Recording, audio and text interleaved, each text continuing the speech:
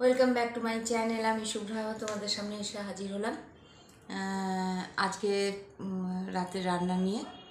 অনেক দিন বাদে রাতের রান্না নিয়ে এলাম তোমাদের সামনে। তা আজকে দেখে নাও। তার আগে বলি, তোমরা কেমন আছো? আমি একরকম আছি।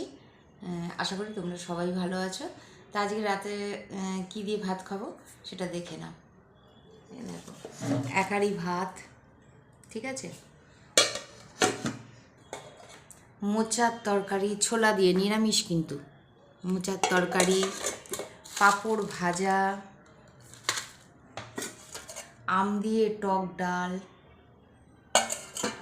চাল কুমড়োর তরকারি,